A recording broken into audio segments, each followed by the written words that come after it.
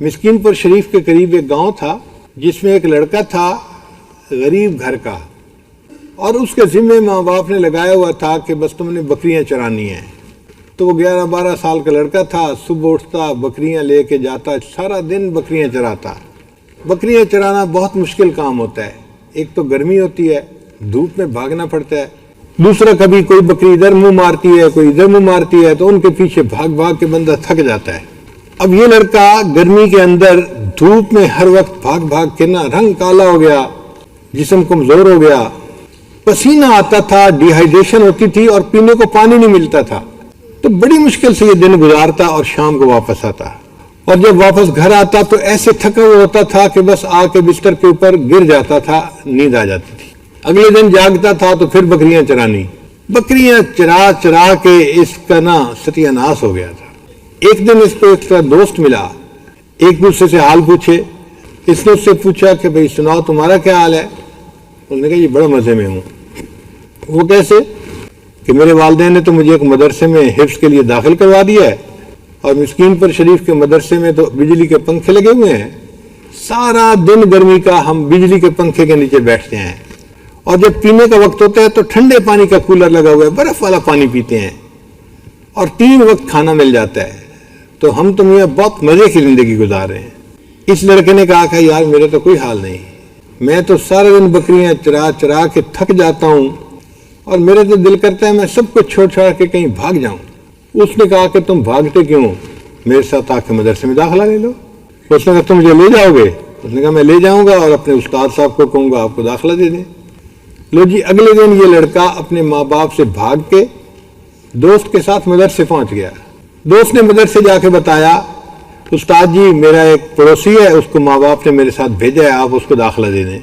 تو استاد مطمئن ہو گیا کہ چلو بھائی ماں باپ نے بھیجا ہے، اس کو داخلہ دے دیتے ہیں۔ انہوں نے داخلہ دے دیا۔ اب یہ جو بکریاں چرانے والا بچہ تھا، اس نے وہاں پر قرآن پاک یاد کرنا شروع کر دیا۔ اللہ کی شان دیکھیں کہ اتنا یہ ذہین تھا، اس کو خود بھی پتہ نہیں تھا کہ میں اتنا ذہین ہوں، اتنا اچھا سبق یاد کرتا، اس کی کوئی غلطی نہیں آتی تھی، اور پھر اس کی تجوید اتنی اچھی تھی کہ یہ پڑھتا تھا تو بس کوئل جیسی آواز اللہ نے اس کو دی ہوئی تھی، یہ پڑھتا تھا تو بس ساری کلاس کے لڑکے اس کا قرآن سنتے رہتے تھے، یہ کتنا اچھا پڑھتا ہے۔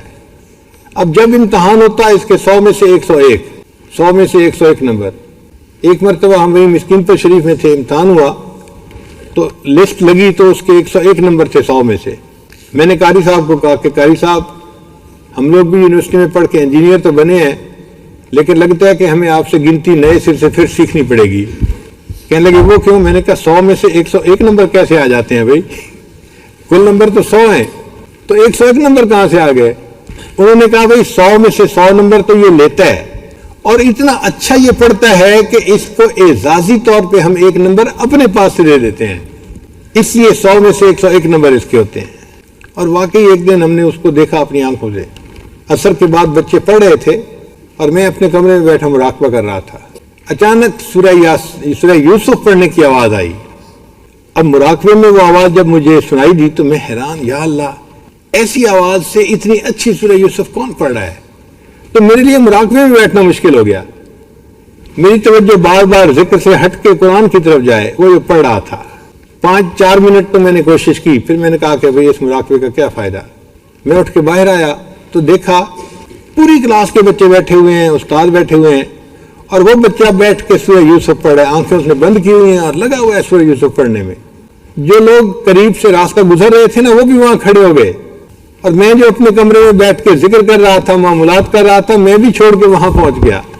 سارے لوگ اس کا قرآن سن رہے تھے، جب تک اس نے سورہ یوسف مکمل نہیں کی کوئی بندہ وہاں سے نہیں ہلا، اتنا اچھا قرآن پڑھتا تھا۔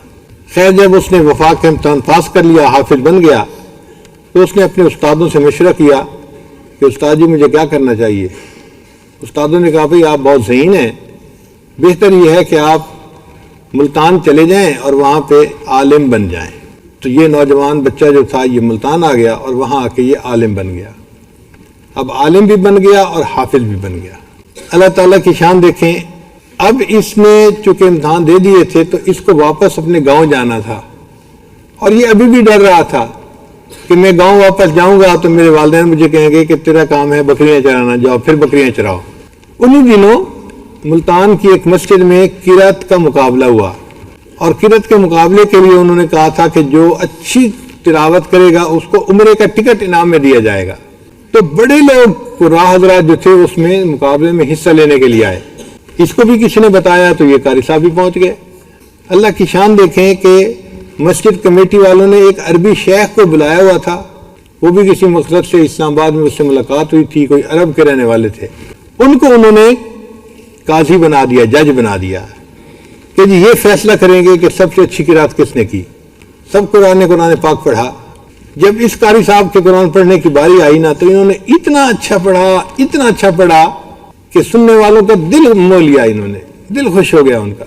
سننے کے بعد ہر بندہ کہتا تھا کہ جی سب سے اچھا قرآن پاک انہوں نے پڑھا ہے۔ اب عمرے کی ٹکٹ کا رزلٹ اناؤنس ہونا تھا، تو وہ جو عربی شیخ تھے وہ سٹیج پہ آئے اور انہوں نے کہا کہ بھئی میری ذمہ داری تھی کہ میں اناؤنس کروں کہ کون فرسٹ آیا ہے۔ تو انہوں نے اس بچے کا نام لیا کہ انہوں نے سب سے بہتر قرآن پاک پڑھا ہے، اور اس کو ایک انعام دیا جائے گا مسجد کمیٹی کی طرف سے، وہ عمرے کا ٹکٹ ہے، اور ایک انعام دیا جائے گا میری طرف سے کہ میں اس کا قرآن سن کے جو خوش ہوا ہوں۔ اس کو 2 انعام ملیں گے۔ اب مجمع حیران، تو پہلے تو اس عربی شیخ نے ٹکٹ ان کو پکڑا، یہ جی عمرے کی ٹکٹ ہے، یہ آپ کو انعام مل گیا۔ اب مجمع حیران ہے کہ اس کو دوسرا انعام کون سا ملتا ہے۔ تو عربی شیخ نے اعلان کیا کہ دوسرا انعام جو میں اس بچے کو دینا چاہتا ہوں وہ یہ ہے کہ میں مکہ مکرمہ کا رہنے والا ہوں، میری ایک بیٹی ہے جو جوان العمر ہے، اور اس نے مجھے اجازت دے کے بھیجا تھا، میں اپنی اس بچی کو اس نوجوان کے نکاح میں دینا چاہتا ہوں۔ اس لڑکے نے اپنے استاد سے مشورہ کیا، استاد نے کہا تو دیہات کا رہنے والا ہے، تجھے کس نے رشتے دینے ہیں، تیری قسمت ہے، اگر عربی شیخ تجھے رشتہ دے رہا ہے تو قبول کر لے۔ لڑکے نے ہاں کر دی، اور اسی مجلس میں اس کا نکاح بھی پڑھا دیا گیا۔ اللہ کی شان دیکھیں کہ جب نکاح ہو گیا تو دوسرے دن عربی شیخ نے کہا بھئی اب آپ کا نکاح میری بیٹی سے ہو چکا ہے، اب آپ میرے ساتھ سعودی ایمبیسی چلیں۔ وہ اس کو لے کے اسلام آباد چلا گیا۔ جو سعودی ایمبیسیڈر تھا نا وہ اس عربی شیخ کا دوست تھا۔ اس نے بتایا کہ جی میں نے اپنی بیٹی اس کا نکاح میں دی ہے اور اس کا اقامہ بننا ہے، فلاں بننا ہے، اور اس نے کہا جی کہ میں اس کو 5 سال کا ویزا لگا کے دے دیتا ہوں، آپ اس کو اپنے ساتھ ہی عرب لے جائیں اور وہیں پہ پھر اس کا اقامہ بھی بنوا دیں۔ اللہ کی شان دیکھیں کہ وہ عربی شیخ جو تھا اس نے اس نوجوان کا ویزا لگوایا، پھر اس کی ٹکٹ بنوائی اور اپنے ساتھ اس کو لے کر مکہ مکرمہ چلا گیا۔ وہ لڑکا جو دھوپ کے اندر بکریاں چراتا تھا اور پسینے میں رہتا تھا، آج قرآن مجید کی برکت سے اس کا گھر مکہ مکرمہ میں بنا، شادی ہوئی، وہاں کے ایئر کنڈیشن گھروں میں وہ رہنے لگ گیا، اور وہ بچہ قرآن پاک پڑھتا تھا جب وہ روزانہ رات کو طواف کیا کرتا تھا بیت اللہ کا، کہاں بکریوں کے پیچھے بھاگتا تھا اور کہاں بیت اللہ کا طواف کرتے ہوئے اسے قرآن پاک پڑھنے کی سعادت مل رہی ہے۔ یہ ہوتا ہے پرجوش طالب علم، کہ شوق ہوتا ہے اور وہ بندہ جو کام کرنا چاہتا ہے اس کو کر گزرتا ہے۔ جی دوستو، آپ نے دیکھا اور سنا شیخ پیر ذوالفقار نقشبندی رحمۃ اللہ علیہ کو کہ شیخ پیر ذوالفقار نقشبندی رحمۃ اللہ علیہ کیا بیان فرما رہے تھے۔